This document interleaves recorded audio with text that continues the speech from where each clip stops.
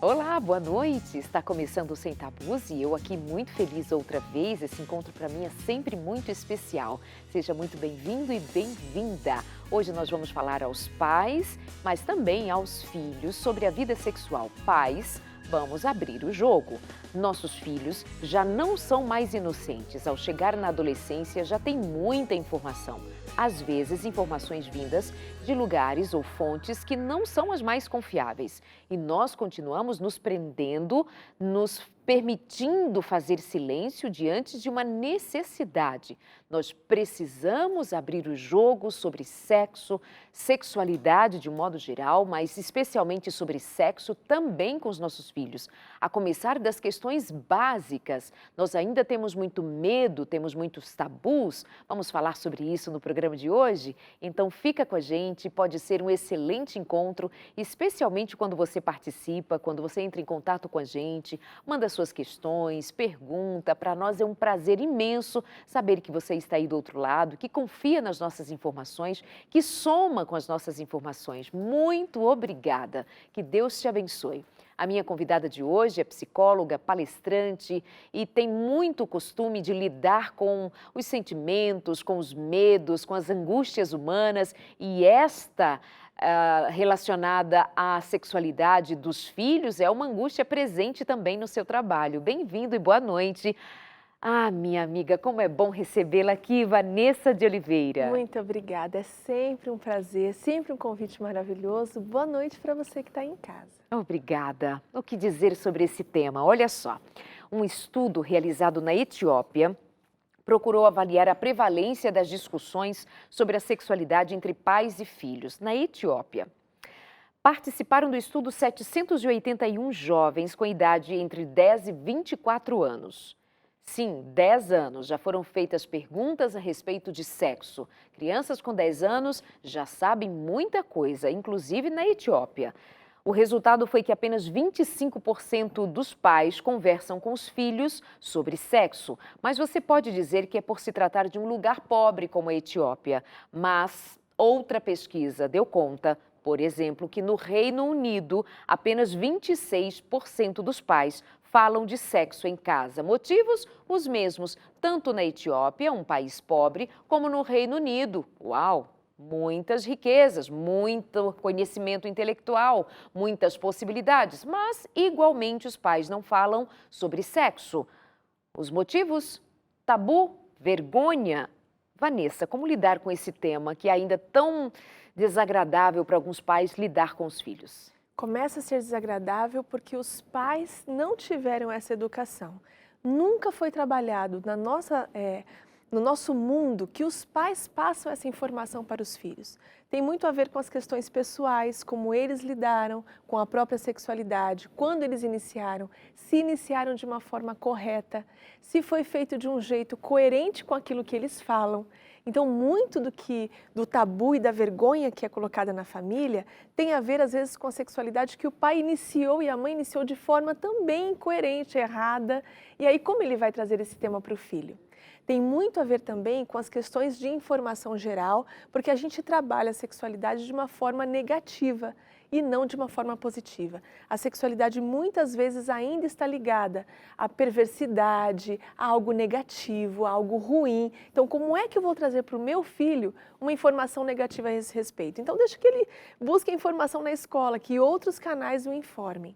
Então, os pais sentem mesmo dificuldade, eles trazem essa dificuldade às vezes para o consultório, dizendo, olha, o meu filho está pré-adolescente, mas ele ainda só tem 10 anos de idade, 9 anos de idade, como é que eu vou falar sobre isso com ele? E a gente não está percebendo que a sexualidade está precoce e as crianças já estão entrando numa pré-adolescência, às vezes com 8, 9 anos de idade.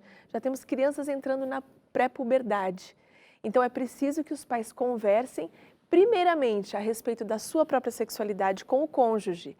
Se isso não é bem falado e trabalhado, como eu vou passar essa informação agora para a minha próxima geração? Então, às vezes, o pai e a mãe não têm a intimidade de conversa.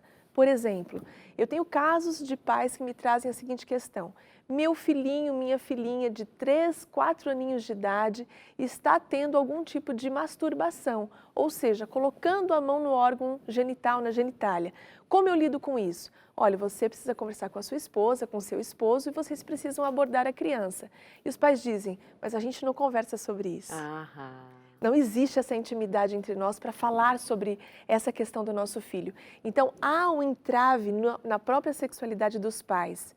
Aqueles pais que normalmente não falam se o sexo foi agradável ou não, não falam sobre o que gostariam de melhorar na própria sexualidade, não tem esse tipo de entrosamento em casa. Então, quando isso vai ser agora passado para os filhos, É um peso. É um peso e eles se veem na própria dificuldade. Então, a começar na própria sexualidade e depois fluindo para os filhos e para a geração. Ainda vai ter aqueles casos em que a mulher não sabe como abordar.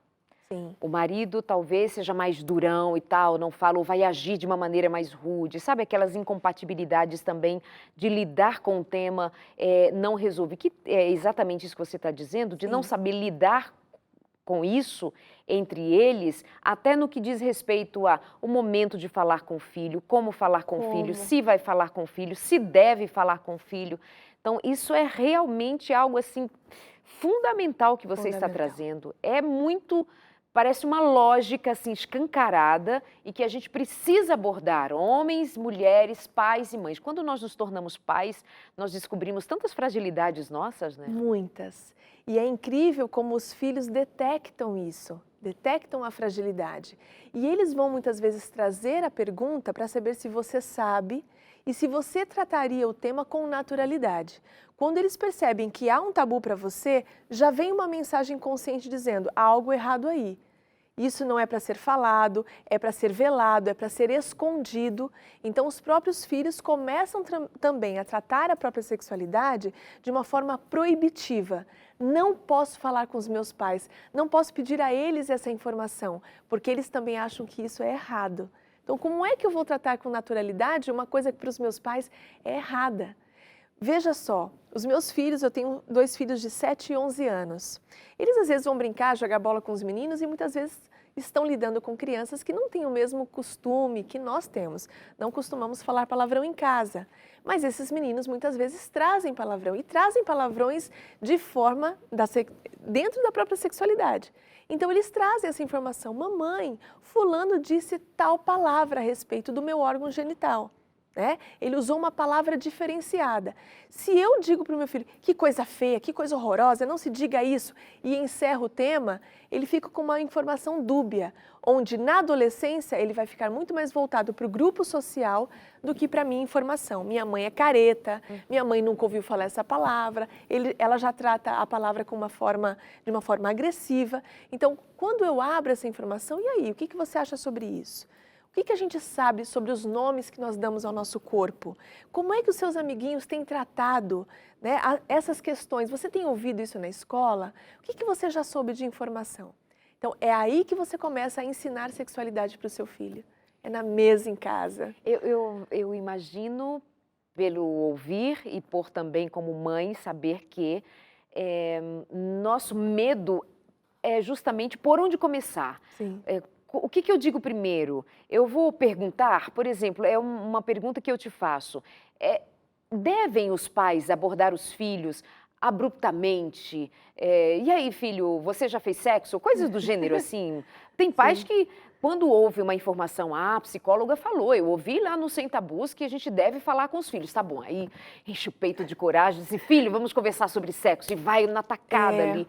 Às vezes o adolescente fica um tanto constrangido, Muito constrangido, até porque são as sensações que ele também está começando a vivenciar e ele não sabe o que fazer sobre isso. Então é importante que você comece bem cedo, tá? Vamos falar para 2 grupos. Um grupo que já começou, tem os filhos ainda pequenininhos. Okay. Os filhos vêm trazendo, a gente não precisa colocar essa questão. O filho pergunta, mamãe, de onde eu nasci? como que eu vim parar aqui no mundo, tá? Essas são as primeiras perguntas que normalmente a criança faz. E quando ela faz, você vai tratar o tema com naturalidade, porque o que você fez não é proibido, não é errado, é puro, é sagrado. Então, se você tem já em mente que o sexo é algo bom e positivo, você também vai tratar a criança e lidar com ela com o tema de forma natural. Então, você vai dizendo conforme ela pergunta. E você não precisa estender a resposta. Olha, o sexo é feito da seguinte forma, papai e a mamãe namoram. Não precisa. Você vai responder conforme a pergunta dela. De onde eu vim? Olha, você veio de dentro da minha barriga, você morou dentro de mim. Se ela vai perguntando mais, você vai dizer sempre a verdade. Então, esse é o primeiro ponto. Nunca omita, a cegonha trouxe, a sementinha plantou, não. Nunca omita os nomes dos órgãos sexuais, a vagina, o pênis, né? Então, dentro da relação sexual, a criança nasce. Então, é dito a verdade. Conforme a criança vai crescendo, ela vai ouvindo na escola, porque a escola também ensina. Ela também vai trazendo questões. Mamãe, vi um livrinho que tinha lá o boi, a vaca, a galinha, o galo, o homem e a mulher. E como que é feita essa sexualidade? Né? Como que, olha, o meu órgão funciona, os meninos falam quando eles são crianças. Mamãe, o meu pênis fica ereto. O que isso significa? Se a mãe fala, meu Deus, não dou conta dessa resposta e dessa pergunta, vai falar com o seu pai. A criança percebe que tem algo errado ali. Então, trate com naturalidade. Realmente, filho, isso acontece, mas não acontece porque o seu filho já está pronto para a sexualidade. Acontece porque é um estímulo natural. Não é porque ele é um imoral, não é porque ele está vendo coisa feia, que está acontecendo no corpo dele. No corpo dele. Ele também não vai usar, quem sabe, essa palavra, mami, meu pênis está ereto. Ele Talvez vai falar, tá duro, meu tá pipi duro, ficou mamãe, duro. olha isso. Sabe, naturalmente Exato. você percebe que é apenas um desenvolvimento, uma descoberta natural, Exato. que a gente só precisa acompanhar. Então, o que você está dizendo é um caso de irmos acompanhando, de irmos dando possibilidade de isso ser algo naturalmente conversado, naturalmente percebido no desenvolvimento dos filhos. Isso tira assim, o medo de os pais acharem que precisam estudar o tema, chamar o filho e dar uma aula. Tendo cuidado que muitas vezes, hoje ao chamar os filhos para falar de determinadas questões, eles já vão perguntar para você, o que mamãe quer saber? Porque ele já sabe muito, o pai já sabe muito. Então, é só nós nos colocarmos como fonte confiável. Confiável, exatamente. Aí existe um outro grupo, onde não foi nunca falado. E aí ele é um adolescente, né? E os pais têm interesse em saber. Não dá para chegar agora, depois de uma vida toda, e dizer, e aí, você... De uma vida toda. De uma adolescência, de um tempão que se passou, e dizer, e aí, você está praticando sexo? Ele vai tomar um susto e falar... Né? Filho, você está com uma namoradinha aí, vocês fizeram o quê? O que vocês fizeram? Isso. Chega a ser... É muito brusco demais. Invasivo. Invasivo. Então, é legal perguntar assim, e aí, você está gostando de alguém? Como é que você está se sentindo? Ou então começar com a própria experiência. Olha, na sua idade, eu gostava de uma menina na escola, eu gostava de um menino. Você também gosta de alguém? Normalmente ele vai dizer, não, de ninguém. Imagina, tá louca?